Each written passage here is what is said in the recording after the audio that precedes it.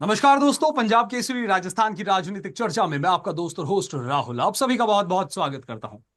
दोस्तों, राजस्थान में हाल ही में हुए उपचुनावों के परिणाम सामने आ चुके हैं, लेकिन इसके बाद भी राजनीतिक माहौल शांत नहीं हुआ है।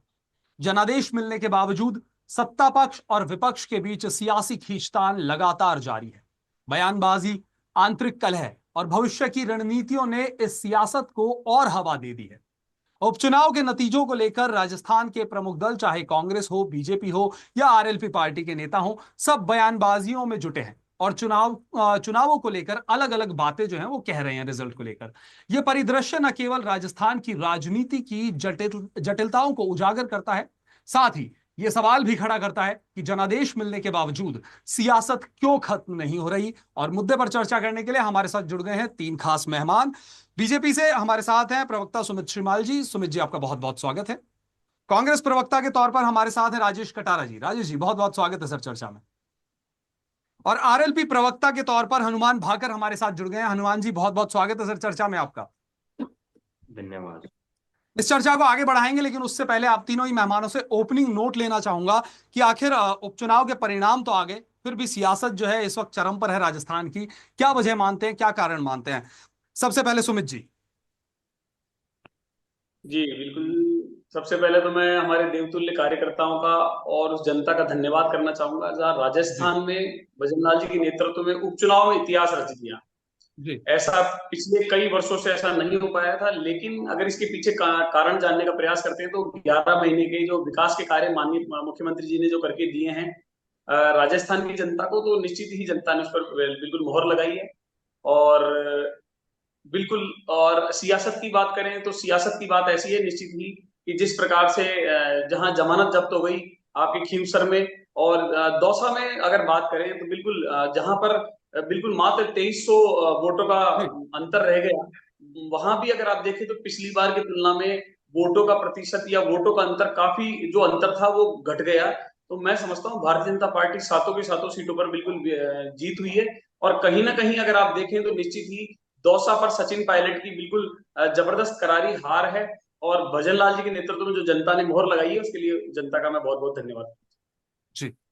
चलिए Rajesh ji, opening note sir आज के इस मुद्दे पर। क्या लगता है जो बयानबाजियां उपचुनाव रिजल्ट के बाद भी सामने आ रही है, क्या कारण मानते हैं उनका? आदरणीय राहुल जी, नमस्कार। नमस्कार सर। आज सबसे पहले मैं संविधान दिवस की हार्दिक शुभकामनाएं देता हूं सभी देशवासियों को।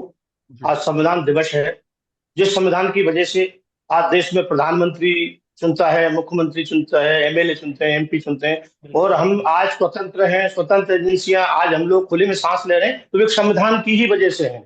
भारत का संविधान ऐसा संविधान है जी जो पूरे वर्ल्ड में जाना जाता है, उससे सभी लोग सीखते हैं, और उसी संविधान की वजह से आज सारा सब लोग खुले में सांस लेते हैं, अपनी बात रख सकते हैं।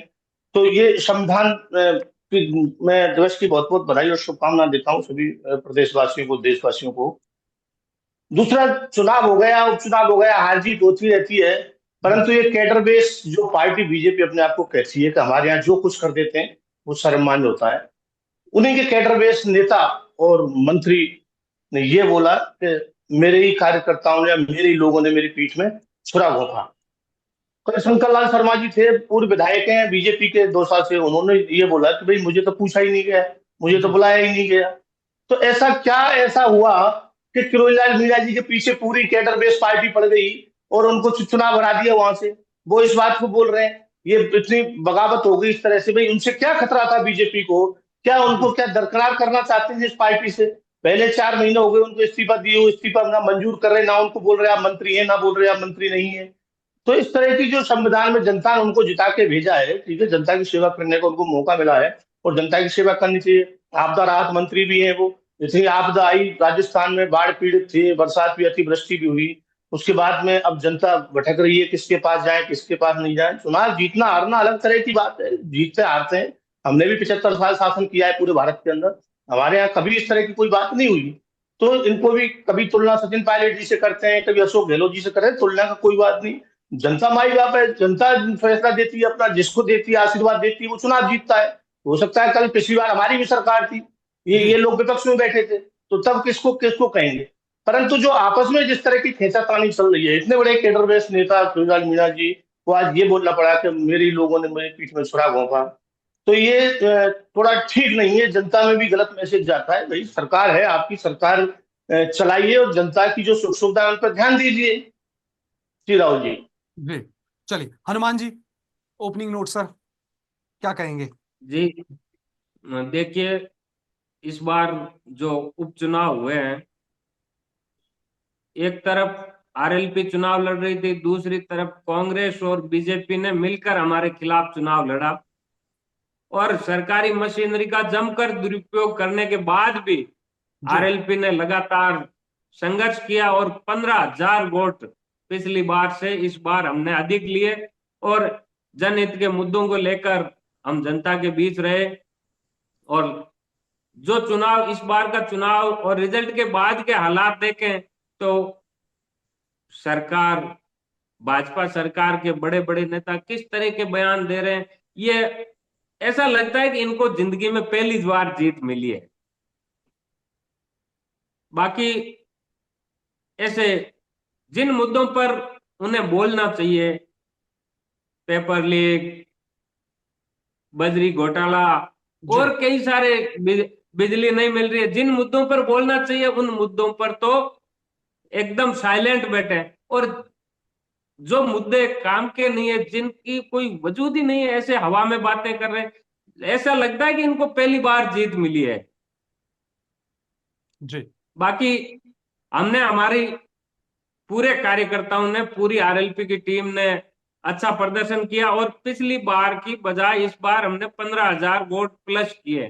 तो एक वोटिंग परसेंटेज के हिसाब से देखें तो हम जीते हैं, लेकिन जनमत में हम थोड़े पीछे रह गए। जी चलिए, मैं तो यही कहना चाहूंगा कि जी इस तरह हार जीत होती रहती है। और उस बड़ी पार्टी की हालात देखो, हमारे यहाँ खिंवसर में आके कांग्रेस अपने आप को बड़ी पार्टी मानती है और बड़े बड़े लीडर कांग्रेस में है, लेकिन यहाँ खिंवसर में आके और अपने गिरफ्तारी के डर से, पेपर पेपर लीक के मामले हो या कुछ और मामले हो जिन पे बीजेपी पर्दा डालने का काम कर रही है, और वो इसलिए कर रही है कि कांग्रेस हमारे सामने न आए, विपक्ष को दबाने का काम भाजपा की सरकार कर रही है। और कांग्रेस के लीडर्स जो जेल जाने के डर से यहाँ खिंवसर में आके बीजेपी से हाथ मिला लिया, और बीजेपी और कांग्रेस दोनों ने साथ मिलकर आरएलपी के खिलाफ चुनाव लड़ा। चलिए, इस चर्चा को आगे बढ़ाएंगे। सबसे पहले सवाल लूंगा सुमित जी से। सुमित जी, दोनों प्रवक्ताओं को आपने सुना, लगातार तमाम जिस तरीके के आरोप जो हैं, खीवसर में कहा गया कि भाई बीजेपी और कांग्रेस जो है मिल गई ताकि पेपर लीक मामलों पर जेल ना जाना पड़े, जिस तरीके से हनुमान जी ने बयान दिए हैं, जो मुद्दे हैं उनसे भटक रही है बीजेपी, ये लगातार विपक्ष के आरोप हैं आप पर, क्या कहेंगे? देखिए, सबसे पहले तो मैं ये कहना चाहूंगा कि जैसा कि इनके बेनीवाल जी के प्रवक्ता जो है, इन्होंने ईवीएम पर आरोप लगाया। आरोप लगातार कांग्रेस तो पूरे देश में लगाती आई थी, लेकिन आज पहली बार देखा कि आरएलपी भी ईवीएम पर आरोप लगा रही है। नहीं, ईवीएम पे आरोप नहीं लगाए, मैंने भाजपा सरकार पे आरोप लगाए। ईवीएम मशीनरी का दुरुपयोग सुन नहीं पा रहे, मैं कह रहा हूँ सरकारी मशीनरी का जमकर दुरुपयोग किया गया। वही कहना चाह रहा हूं, ऐसा हमेशा कांग्रेस कहती आई थी, लेकिन आज आपके मुंह से भी सुना तो लगा कि वास्तव में जब व्यक्ति एक ईमानदारी नैतिकता के दृष्टिकोण से नहीं देखता, जब व्यक्ति हार जाता है तो वो दूसरों पर थोप देता है अपनी हार का ठीकरा।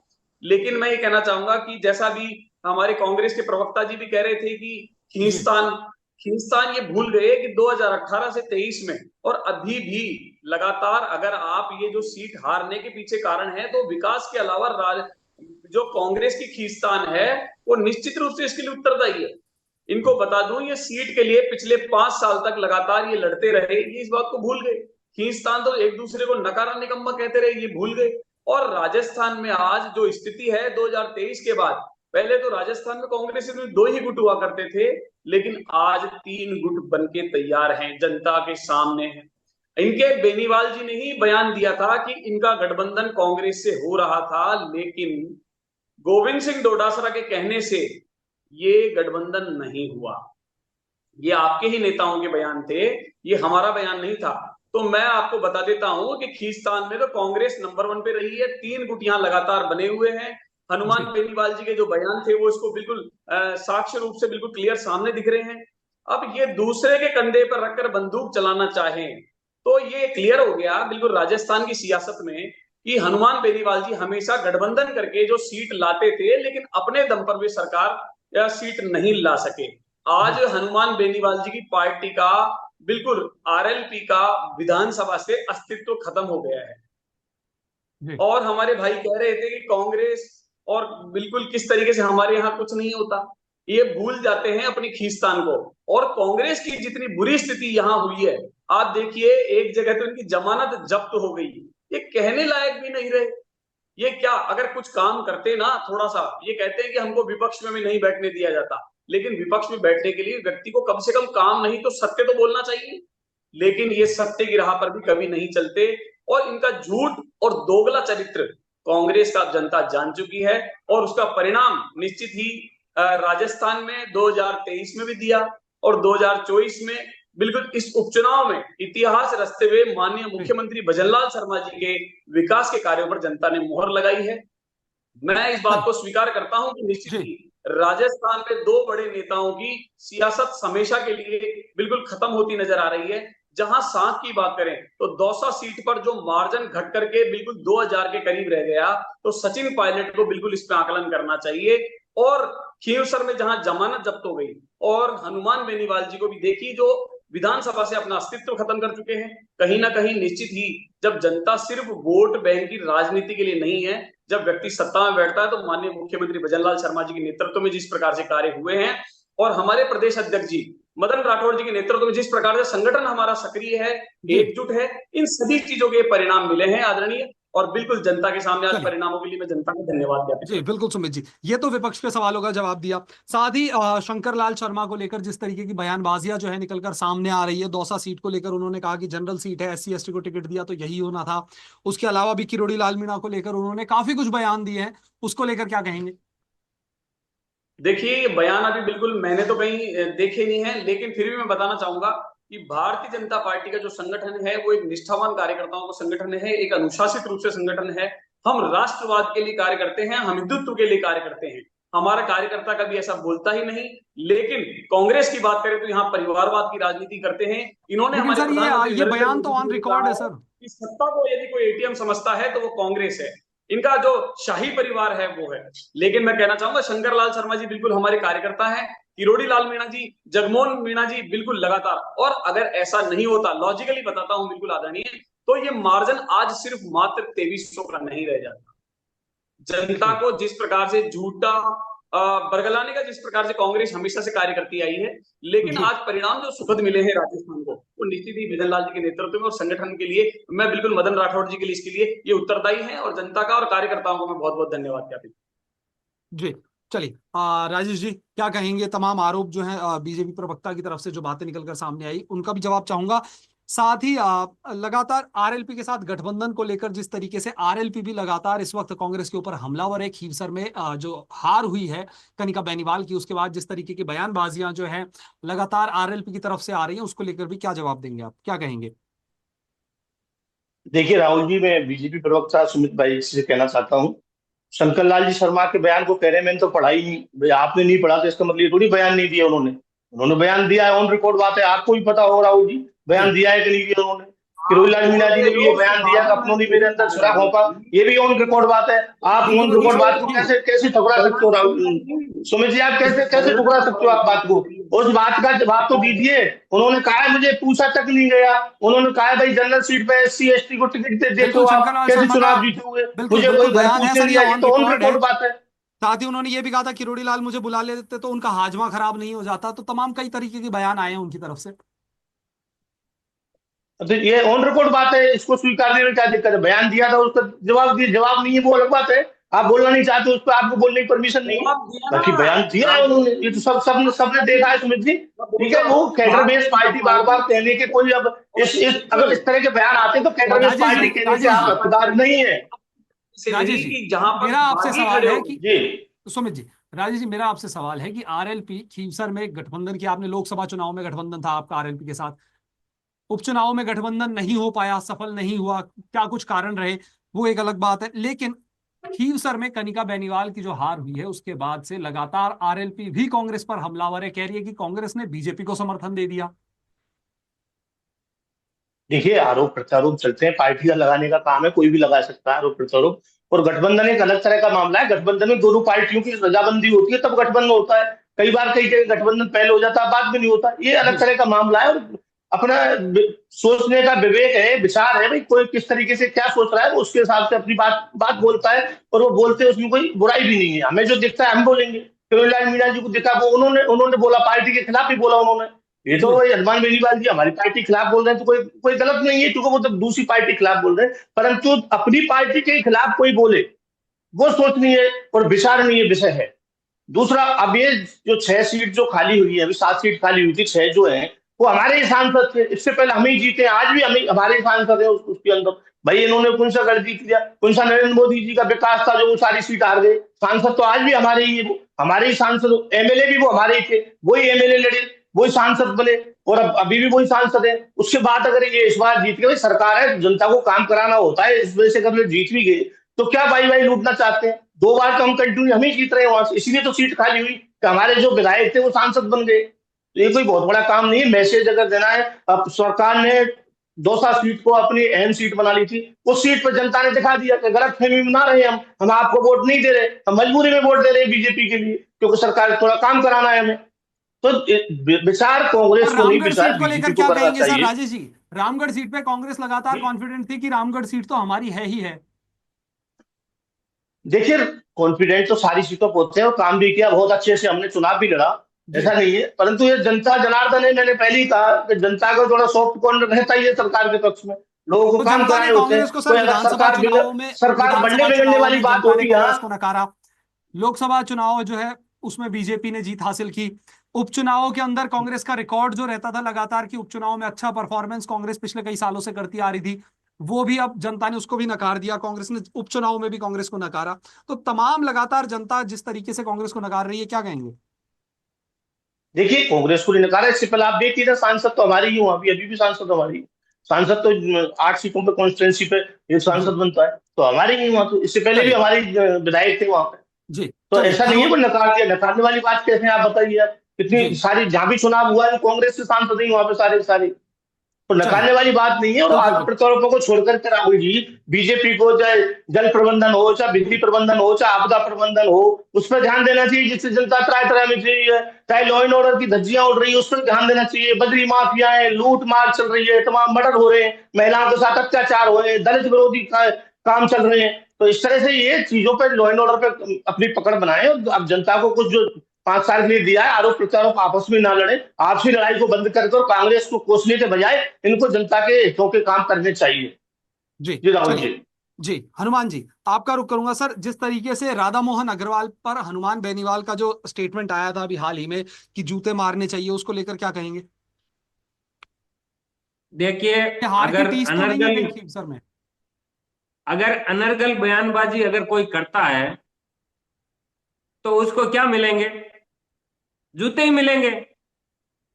वह हकीकत से परे क्या बात करते हैं। और उस अभी ये प्रवक्ता, हमारे भाजपा सरकार के प्रवक्ता, भाजपा के प्रवक्ता बता रहे हैं कि भजनलाल जी के कामों पर आमजन ने मोहर। अरे काम क्या किया है? पिछले 1 साल के 2-4 काम तो गिनाइए आपके। ये काम किया है, क्या काम किया है? या आ रहा हूँ सुमित जी, आपके पास आऊंगा। हेलीकॉप्टर में घूमने के अलावा और मोदी जी को श्रद्धांजलि देने के अलावा भजनलाल जी ने क्या काम किया, बताइए आप। और मैं बता दूं, हमारे खींवसर से जो मंत्री आते हैं, चिकित्सा विभाग के मंत्री, जी। वो मंत्री और ऊपर भजनलाल जी सीएम, और चिकित्सा विभाग के महकमे में आपने सुना होगा, झुंझुनू में जिंदा आदमी को मर्द घोषित कर दिया, पोस्टमार्टम कर दिया, जी। और शमशान घाट पे लेके जाने के बाद वो बंदा जिंदा है, वापिस हॉस्पिटल में भर्ती करवाया जाता है। इस तरह के अपन क्या बात करें? भाजपा सरकार में कौन है ही नहीं। सरकार कहाँ है? सरकार तो सोई पड़ी है।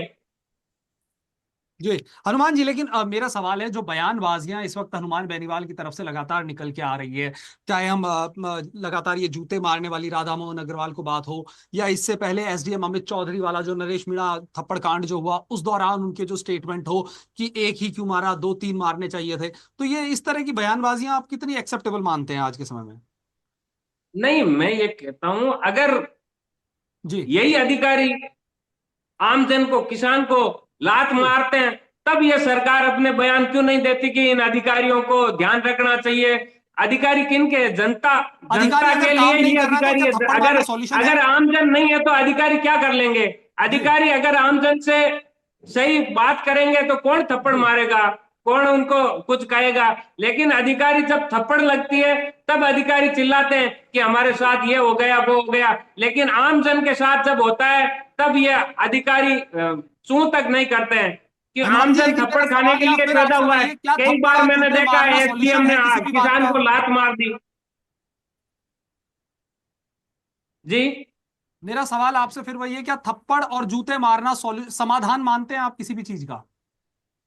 समाधान नहीं है, लेकिन जब अनर्गल बयानबाजी होती है, जी अब कोई आवेश में आके जूते थप्पड़ मार दे, इसमें क्या है? सरकारी अधिकारी भी धक्का देते हैं, आमजन को कहीं धक्के देते हुए देखा है। और सरकारी चिकित्सा विभाग के डॉक्टर तो जिंदा इंसान को मृत घोषित कर रहे हैं। जी वो तो अपराध है ही नहीं। और ये कोई एक आमजन अगर आवेश में आके जी मजबूरन किसी को धक्का मार दे तो इसमें कौन सी वो बड़ा बड़ा बात हो गई? होता है ये तो, अगर आवेश में आ गए और कहीं छोटा मोटा हो गया तो ये चलता रहता है। जी। चलिए। जी सुमित जी कुछ कहना चाह रहे थे, उसके साथ साथ मेरा एक सवाल है, क्या जिस तरीके से उपचुनाव के बाद ये जो बयानबाजियां और और सियासत बीजेपी जो के है। प्रत्याशी ने भी कई बार वहां चित्तौड़ में देखो तो वहां थप्पड़ मारते आए हैं। वो तो क्या कि जब पराई थाली में दिखता है, खुद की थाली में दिखता नहीं है, खुद कैसे है वो नहीं दिखता है, जी ये हो गया। अगर बीजेपी के लोग देखते तो उस अधिकारी के खिलाफ कार्रवाई करनी चाहिए थी जो एक किसान को लात मारते हैं। मैंने कई जगह ये भी देखा है कि किसान की पगड़ी को उछाड़ दिया। किसानों के साथ कितना अपमान, अत्याचार करते हैं, ये किसान विरोधी सरकार है। चलिए चलिए चलिए। सुमित जी क्या कहेंगे, किसान विरोधी सरकार लगातार जो आरोप लगे हैं हनुमान जी की तरफ से, उन पर भी जवाब आप भी कुछ कहना चाह रहे थे, साथ ही उपचुनाव परिणामों के बाद जिस तरीके की सियासत जो चल रही है, क्या आपको लगता है इससे राज्य के विकास और कल्याणकारी जो योजनाएं हैं वो भी प्रभावित होंगी? देखिए, भारतीय जनता पार्टी में हमेशा से सिर्फ किसान कल्याणकारी, जन कल्याणकारी योजनाओं के लिए ही हमेशा से अनुशासन रूप से कार्य करती आई है और जी करती रहेगी। यहाँ ऐसा नहीं है कि परिवारवाद वाली राजनीति हो या किसी व्यक्ति विशेष के लिए राजनीति हो या किसी से स्पेशल अटैचमेंट हो, नहीं। लेकिन जैसा कि भाई कह रहे थे कि पिछले 11 महीने में विकास के कार्य क्या किए, गिना दीजिए, तो मैं बताना चाहूंगा इनको। हमने जैसा मैनिफेस्टो में कहा था, लगभग हम उसका 50% पूरा कर चुके हैं। और वो भी बता देता हूं, हमने जी कहा था कि पेट्रोल डीजल में वेट की दर वो घटाएंगे, तुरंत हमने उसको घटा दिया था। जी। सुमित जी, सुमित जी आप मुझे सुन पा रहे हैं? हम कर चुके हैं। हमने यमुना जल समझौता किया। जी हमने बिल्कुल, आप देखिए किस प्रकार से यहाँ राइजिंग राजस्थान, जो कि कांग्रेस 4.5 साल बाद इनको याद आया था कि राजस्थान में उद्योगों की भी आवश्यकता है, कि आमदनी की भी आवश्यकता है, वरना अर्थव्यवस्था हमारी कैसे चलेगी। लेकिन जी हमारे माननीय मुख्यमंत्री भजनलाल शर्मा जी का मैं धन्यवाद ज्ञापित करना चाहूंगा कि आप देखिए कि पहले साल में ही मात्र 11 महीने हुए और राइजिंग राजस्थान में 135 बिलियन डॉलर, 20 लाख करोड़ रुपए का बिल्कुल जी यहाँ एमओयू होने जा रहा है। राजस्थान नित नई ऊंचाइयों को छू रहा है। यहाँ पर बिजली के लिए हम आत्मनिर्भर बनने की ओर अग्रसर हैं। वहां जी दूसरी ओर अगर हम कल बात करें तो अशोक गहलोत जी की सरकार में गुजरात से 18 रुपए यूनिट में बिजली जी लेकर के राजस्थान को लगातार गर्त में डुबोने का कार्य किया जा रहा था। राजस्थान कर्जे में इतना डूब चुका है कि फ्री की जुमलेबाजी, लेकिन जी इनकी फ्री की जुमलेबाजी सरकार की जनता समझ चुकी है। बिल्कुल राहुल जी, उसी का तो परिणाम 2023 जी के विधानसभा चुनाव में जनता ने इनको दिया। आप जी रही बात किसानों की, किसानों के लिए हमने मैनिफेस्टो में कह दिया था कि किसान सम्मान निधि, जो कि माननीय प्रधानमंत्री नरेंद्र मोदी जी ने देश के इतिहास में बिल्कुल लगातार बिल्कुल चालू की थी, और उसको बढ़ा करके हम बिल्कुल 6,000 से 8,000 करेंगे। और माननीय मुख्यमंत्री भजनलाल शर्मा जी ने बिल्कुल उस जी वादे को पूरा किया, और आज 8,000 रुपए बिल्कुल जनता के खाते में ट्रांसफर होना शुरू भी हो चुके हैं। ये कहाँ भूल जाते हैं। लेकिन ये ऑन रिकॉर्ड रहता है कि सब झूठ पाखंड करने से काम नहीं चलता। अब राजनीति दूसरे कंधे पे बंदूक रख के नहीं चलेगी, आपको सेल्फ आत्मनिर्भर बनना पड़ेगा। आप जैसा कि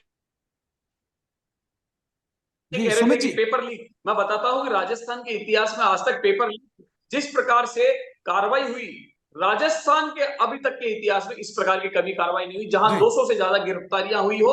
और बिल्कुल उन युवाओं के भविष्य को लेकर के किस प्रकार से हमारे मुख्यमंत्री जी ने चिंता जाहिर की और उस पर कार्रवाई भी की। महिलाओं के उत्थान की बात करें, किसानों की बात करें, युवाओं की बात करें, गरीबों की बात करें, यहां सिर्फ झूठी जुमलेबाजी नहीं होती। जैसे कांग्रेस में हमेशा बयानबाजी में कहा जाता था कि हम गरीबी हटाएंगे, लेकिन वो सिर्फ आश्वासन देकर फिर दूसरा चुनाव आ जाता था, फिर तीसरा चुनाव आ जाता था। लेकिन पिछले 10 वर्षों में आप देखिए कि देश की भी बिल्कुल स्थितियां किस प्रकार से बिल्कुल बदली है, और राजस्थान में भी पिछले 11 महीने में, और मैं लॉजिकली बिल्कुल करना चाहूंगा कि 11 महीने परिणामों में भी हमारे को जनता ने आश्वासन नहीं आशीर्वाद दिया।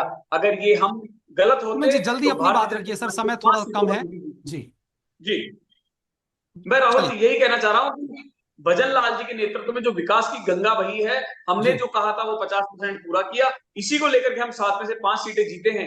लेकिन इन 2 सीटों में भी आप देखिए जीत का मार्जिन किस प्रकार से बिल्कुल कम हो गया। तो आप देखेंगे तो निश्चित रूप से चिंता का जो विषय है वो सचिन पायलट के लिए है और दूसरी ओर हनुमान बेनीवाल के लिए। आप देखिए कि कहां पर 4 सीटों पर कांग्रेस की जमानत देखिए किस तीसरे नंबर पे रही। यहां पर इन्होंने जमानत भी जब्त करा ली। आप देखिए बीएपी से, अभी संगठन की बात कर रहे हैं, टूट फूट की बात कर रहे हैं, बीएपी ने भी बिल्कुल बयान दिया था, इनको याद दिला देता हूं, बीएपी के नेता ने भी इनको बयान दिया था कि लास्ट में इन्होंने गठबंधन तोड़ लिया। हनुमान बेनीवाल जी भी इनके बिल्कुल लगातार इनके खिलाफ होते रहे। अब इस प्रकार से आप लगातार सारे तमाम चीजें देखेंगे तो किस प्रकार से राजस्थान की राजनीति में जो सियासत है, मैं समझता हूं, और आपका प्रश्न था कि जो बिल्कुल भारतीय जनता पार्टी के पक्ष में ये रिजल्ट आया है और इस परिणाम के बाद सियासत का कोई प्रभाव नहीं पड़ेगा। भारतीय जनता पार्टी एक है, संगठनात्मक रूप से हम हमेशा निष्ठावान कार्यकर्ता हमारे पास हैं। और यहां आपने देखा भारतीय जनता पार्टी पूरे चुनाव में एक साथ मदन राठौड़ जी के नेतृत्व में चुनाव लड़ा, उसका परिणाम भी मिला। और दूसरी ओर इनके ही कांग्रेस के नेता लाल डायरी वाले सहपत्नी चुनाव लड़े, वहां देवली उनियारा में देखो तो नरेश मीणा जी इनके खिलाफ रहे। आप ऐसे तमाम राजस्थान में जो इनके लगातार कांग्रेस की जो टूट फूट थी उसके परिणाम जनता ने दिए। ये खुद की गिरबां में तो झांकते नहीं है और दूसरों की बातें करते हैं, लेकिन जनता का, मैं फिर दोबारा देवतुल्य जनता का और कार्यकर्ताओं का धन्यवाद ज्ञापित करता हूं कि परिणाम अच्छा दिया। चलिए हनुमान जी, एक सवाल, क्या उपचुनाव में जिस तरीके से ये जो गठबंधन जो है नहीं हुआ, हालांकि कांग्रेस लगातार गठबंधन को लेकर कह रहा था कि लगातार की हम कोशिश की जा रही है हमारी तरफ से, हो सकता है आने वाले समय में अगर आला कमान चाहेगा तो गठबंधन भी करके चुनाव लड़ेंगे उपचुनाव के दौरान, इस तरह के स्टेटमेंट सामने आए थे। और हनुमान बेनीवाल ने 2 सीटें मांगी थी शुरुआत में कि 2 सीटें मुझे चाहिए चुनाव लड़ने के लिए, फिर जिस वजह से गठबंधन नहीं हो पाया कांग्रेस के साथ, तो क्या लगता है कि उपचुनाव में कांग्रेस से गठबंधन नहीं करना एक बड़ी गलती थी? देखिए, इंडिया अलायंस में हम गठबंधन में थे जी, और हमने लास्ट तक आरएलपी की ओर से टिकट डिक्लेयर इसलिए नहीं की कि आमजन ये नहीं कहे कि आरएलपी ने गठबंधन तोड़ दिया। हमने ये भी हमने सोचा और ये भी हमने देखा है कि गठबंधन हमने नहीं तोड़ा, गठबंधन कांग्रेस ने तोड़ा है। हमने तो कांग्रेस का वेट किया लास्ट तक, लेकिन कांग्रेस ने जब गठबंधन बीजेपी से कर लिया तो हमारे साथ कैसे रहेंगे? जी चलिए, कांग्रेस ने गठबंधन आरएलपी से तोड़ के बीजेपी से कर लिया।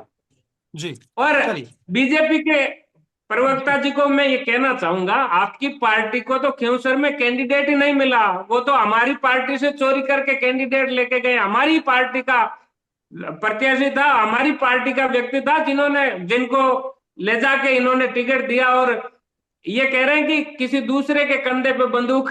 अब दूसरे के कंधों पे बंदूक तो आप ही की पार्टी के लोगों ने रखी है, आपके पास तो कैंडिडेट ही नहीं था। और दूसरा, एक मैं ये भी बताना चाहूंगा कि जो भजनलाल जी की सरकार है, 11 महीने में जो कांग्रेस की योजनाएं थी उनके नाम बदलने के अलावा मेरे को तो नहीं लगता कोई क्या काम किया है। अभी तक तो इनको पता ही नहीं है कि काम कैसे करना रही है, कैसे सरकार चलाना, हवाई बातें कर रहे हैं और जयपुर दिल्ली के चक्कर काट रहे हैं। ये पर्ची सरकार है और पर्ची से चल रही है, इनको कोई आम जन से लेना देना नहीं है। ये किसान और आरएलपी हमेशा शोषित पीड़ित और किसान जवान के लिए संघर्ष करती आई है, और आगे भी जब भी किसान जवान शोषित पीड़ित को जरूरत पड़ेगी तो जी आरएलपी हमेशा संघर्ष के लिए तैयार रहेगी। आरएलपी पहले से मजबूत होकर आगे दोबारा चलिए, मैदान में आएगी। इस बिल्कुल बार भी हमने मजबूती से करीब 15,000 वोट बढ़ाए हैं हमारे खिंवसर उपचुनाव में, लेकिन जनमत के आंकड़ों में हम थोड़े पीछे रहे। लेकिन पीछे रहने की वजह ये नहीं है कि पार्टी कमजोर है, पीछे रहने की वजह यह रही कि जब कांग्रेस बीजेपी ने गठबंधन कर लिया और कई जी सारे निर्दलीय और मिलकर जब समीकरण बना के सारा सब कुछ अंदर खाने मैनेज करके एक ही आरएलपी को हराने के लिए लगे, और हमने हमारी जितनी हो सके मजबूती से चुनाव लड़ा और वोटिंग परसेंटेज हमने जरूर बढ़ाई। आंकड़ों चलिए, में हम पीछे रह बिल्कुल गए। बिल्कुल हनुमान जी। राजेश जी का रुख करूंगा। राजेश जी, चलते चलते एक ये जो सवाल है आरएलपी प्रवक्ता की तरफ से भी जो लगातार उठा कि आरएलपी ने गठबंधन नहीं तोड़ा, हमने कांग्रेस का वेट किया, कांग्रेस ने लेकिन बीजेपी से गठबंधन कर लिया था, ये एक कारण रहा खींवसर में गठबंधन नहीं होने का, क्या कहेंगे? देखिए राहुल जी, पार्टियों को अधिकार है कुछ भी बोलने का, परंतु जो गठबंधन होता है वो केंद्रीय नेतृत्व करता है। सारी शर्तें एक दूसरे को मानी जाती है, हो सकता है कहीं शर्त कोई नहीं मानी गई हो, इसलिए गठबंधन नहीं हुआ, ये कोई बड़ी बात नहीं है। पार्टी अपनी चैरिटी से चुनाव लड़ती है, इन्होंने ही अपने हिसाब से चुनाव लड़ा, भाई हमने कोई रोका थोड़ी था इनको, भाई तो आप चुनाव इस तरीके से मत लड़ो। अब किसका कहाँ गणित फिट बैठता है वो उस हिसाब से करते हैं। दूसरा, मैं सुमित जी का जवाब देता हूँ कि परिवारवाद की बात करते हैं, किरोड़ी लाल मीणा जी का उदाहरण देख लीजिए आप, 3 पीढ़ियों को टिकट मिल रहा है, ये परिवारवाद नहीं है। दुष्यंत जी को उदाहरण देख लीजिए आप, जयसाल जी को उदाहरण देख लीजिए आप, पंकज सिंह को उदाहरण देख लीजिए आप, राजनाथ सिंह जी के बच्चे हैं। आप जी बताइए कितने ऐसे उदाहरण हैं जो इन पे बात है। पेपर लीक, नीट का पेपर पूरे भारत के माथे पे कलंक है, जो नीट का पेपर लीक हुआ और उसको रद्द नहीं करवा सके उस पेपर को। 8वीं तक का पेपर लीक हुआ करौली के अंदर, सारे पेपर लीक हो रहे। 2013 के बाद में आप बताइए 2018 तक कितने पेपर लीक हुए और उन्होंने क्या कार्रवाई करी। जी हमारे शासन काल में जो पेपर लीक हुए उसमें माननीय अशोक गहलोत जी ने बाकायदा कानून लाए और बाकायदा गठन किया जांच कमेटी का, और उन पर सबको सजाएं दी, सबकी संपत्ति सील की गई। कांग्रेस काम करती है, ये सिर्फ योजनाओं का भी, भाई मेरे हनुमान बेनीवाल जी की पार्टी बोल रहे हैं कि नाम बदलने का, सही कहा उन्होंने, वो ये सिर्फ नाम ही बदल सकते हैं। इंदिरा रसोई का नाम बदल दिया, जितनी भी योजनाओं का नाम बदलना और समीक्षा करना, इनके 2 ही काम है। आप देखना 5 साल के अंदर सिर्फ एक कोई भी ऐसा ऐतिहासिक काम नहीं करेंगे जिससे जनता इनको याद करे। वापस आप देखना ये विपक्ष में भी बैठने की भूमिका में ढंग से नहीं रहेंगे, चलिए, ये बिल्कुल बिल्कुल विपक्ष में ही बैठ पाएंगे, मान लिया। जी बिल्कुल। राहुल जी। चलिए, चलते चलते सुमित जी, एक आखिरी सवाल, जो आरएलपी प्रवक्ता ने आरोप लगाया है कि आपका तो उम्मीदवार ही नहीं था, आपने चोरी किया, इसका जवाब दे दीजिए बस। ये भूल गए कि ये तो खुद ही हमारे साथ पिछली बार चुनाव लड़ा था इन्होंने, लेकिन बिल्कुल निश्चित रूप से वो हमारे भारतीय जनता पार्टी के कार्यकर्ता हैं, और बिल्कुल भारतीय जनता पार्टी के निष्ठावान कार्यकर्ता होने के साथ ही उन्होंने बिल्कुल जम करके सारी शक्ति को एक साथ संगठन के रूप में वहां लगाया। और निश्चित ही आप देखिए कांग्रेस किस प्रकार से जमानत जब्त हुई, और ये इनको एक चीज का आभास हो गया आरएलपी को कि मैंने जैसे कहा था निश्चित ही कि दूसरे कंधे पर बंदूक रखकर चलाना ये भूल जाएंगे भविष्य में, और उस प्रकार से इनको तैयारी करनी चाहिए। लेकिन अगले 5 साल में जनता ने मोहर लगा दी कि 5 साल में भजनलाल जी के नेतृत्व में निश्चित ही राजस्थान नित नई ऊंचाइयों को छुएगा। और कांग्रेस के प्रवक्ता जो भी नाम बदलने की बात बता रहे थे, मैं इनको बता देता हूं, परिवारवाद और नाम बदलना दोनों एक दूसरे के पूरक हैं। जिस प्रकार से इन्होंने इंदिरा शहरी गारंटी योजना, इंदिरा रसोई, हर चीज में इंदिरा गांधी गांधी गांधी, अरे भाई आप क्या चाहते हो, ये परिवारवादी ही तो है। और यहां हमने कभी भी हमारे व्यक्ति विशेष का नाम नहीं रखा, माता अन्नपूर्णा योजना रखा। और आप देखिए दूसरी ओर मुख्यमंत्री सरकार किसी की भी हो, लेकिन हम परिवारवाद से दूर हैं। भारतीय जनता पार्टी का अनुशासित पार्टी है, और निश्चित ही सत्य की ओर चलते हुए हमारे निष्ठा के साथ में हम आगे बढ़ रहे हैं, और परिणाम जनता ने दिए। जी बहुत बहुत शुक्रिया आप तीनों ही मेहमानों का इस चर्चा में हमारे साथ जुड़ने के लिए। तो दोस्तों, राजस्थान के उपचुनाव परिणामों के बाद जारी सियासत ये स्पष्ट करती है कि राजनीति सिर्फ चुनाव जीतने या हारने तक सीमित नहीं है, बल्कि यह सत्ता, रणनीति और आगामी चुनावों की तैयारी का निरंतर प्रयास है। हालांकि इस प्रक्रिया में जनता के मूल मुद्दे और राज्य के विकास जैसे पहलू अक्सर पीछे छूट जाते हैं। ऐसे में यह जरूरी है कि राजनीतिक दल चुनाव के बाद जनादेश का सम्मान करे और सियासत से ज्यादा जनहित पर ध्यान केंद्रित करे।